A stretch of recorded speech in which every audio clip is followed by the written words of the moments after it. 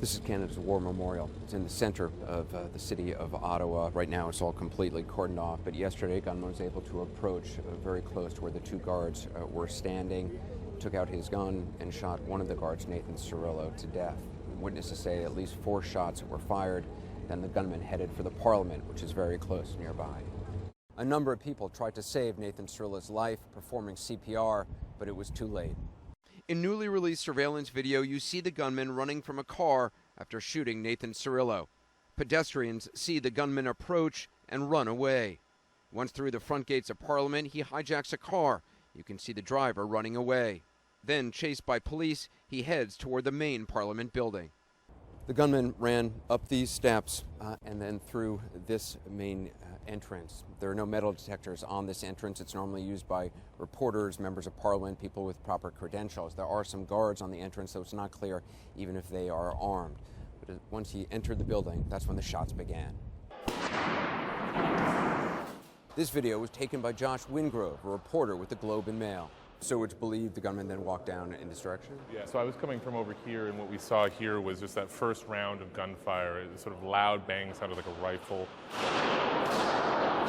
as well as a little bit of gunfire afterwards. And then there was a lull, and they sort of advanced down this way, and that's what led to the second round of gunfire at the end, where the suspect was gunned down. So the police were advancing down in this direction? They were. And the rooms where the ministers of Parliament were caucusing and where the Prime Minister were, that's down on these. That's these rooms side. Right here, yeah. On the left here would have been the Conservatives, that's the governing party. The Prime Minister was in that room.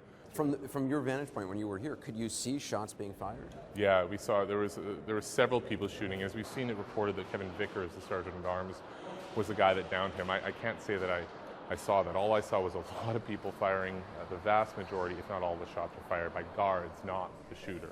Do you know where he actually ended up going down? He would have been right where the, if my memory serves me, I think between the sort of, where you see the shadow of those pillars cross there, maybe just beyond that would have been where he was done, maybe behind the pillar. Do you think it's going to change things here? I mean, obviously the security here is going to change. There's little doubt about it. I can't imagine it won't. I mean, and it depends on what change that is. If the change is that I, as someone who works here a lot, have to go through a metal detector, fine. I think you can get a lot of people on board with that. But I think the real question here is how much security ultimately impedes on the democracy that this place stands as a beacon to. If we start freezing out Canadians or tourists or making it really difficult for them to come into this building, I think you're going to see a lot of members of Parliament pushing back against this. This is supposed to be an open building, an open place in sort of every sense of the word.